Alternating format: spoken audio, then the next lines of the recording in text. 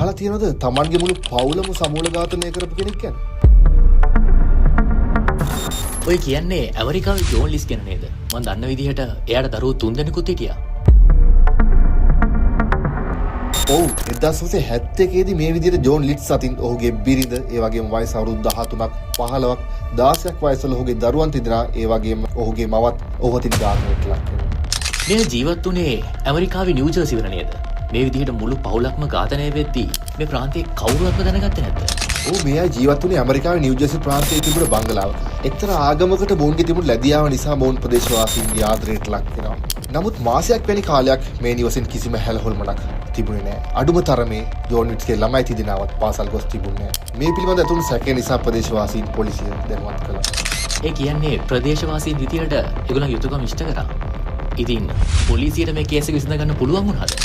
පොලිසියවිත් නිවස පරීක්ෂා කරද්දී පොලිසියට දකින්න ලැබෙනවා නිවසේ පිටුපස ජනේලයක් විවෘතව පවතිනවා. ඒ වගේම ඒ මොහොත වන විටත් නිවසේ අද්භූත සංගීතයක් ප්ලේ වෙමින් තිබුණා. මේ කතාව හරියට සීරියල් කියලා ෆිල්ම් එකක් වගේනේ. ඊට පස්සේ මොකද උනේ? නිවසේ ලිවිං රූම් එකට ගියාට පස්සේ පොලිසියට දකින්න ලැබෙනවා කුණු වී ගිය මල්සිරු 4ක්. ඒ මල්සිරු අතර ජෝන් ලිට්ස්ගේ බිරිඳ දරුවන් තිදෙනාත් ඇතුළත් වෙනවා. ඔවුන්ට ඉතා කෙටි දුරක සිට නල්ලට වෙඩි තබා ඝාතනය කර තිබෙනවා. එතකොට ඔය ගෙදර හිටිය නේද ජෝන් ලිස්ගේ අම්මා? එයාව ඝාතනය වෙන්නේ මෙතනදි නෙවෙයිද? ඒ බොඩි එක තියෙනෙත් මේ ගෙදරම තමයි. ගෙදර උඩුමහල පරීක්ෂා කරපු පොලිස් නිලධාරීන්ට කාමරයක ඇඳක් මත තිබිලා ජෝන් ලිට්ස්ගේ මවගේ සිරුරත් හමු වෙනවා. එතකොට ජෝන් ලිස්ට මොකද උනේ? ඔහුත් මේ ගෙදර මැරිලා ඉන්නවද? නැත්නම් ඔහුද මේ ඝාතනය සිද්ධ කළේ?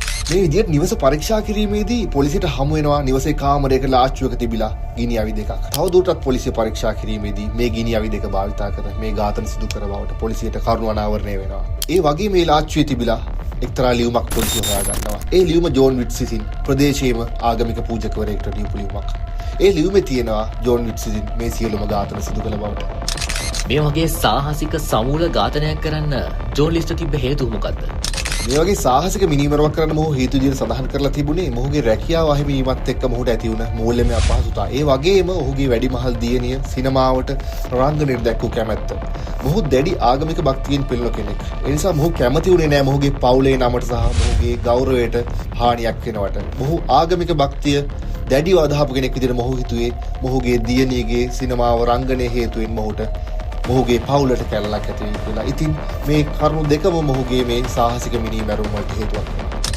එතකොට ඒ ලියුමේ මේ ඝාතනය සිදු කළ තිබ්බ විදිහ ලියලා තිබුණාද?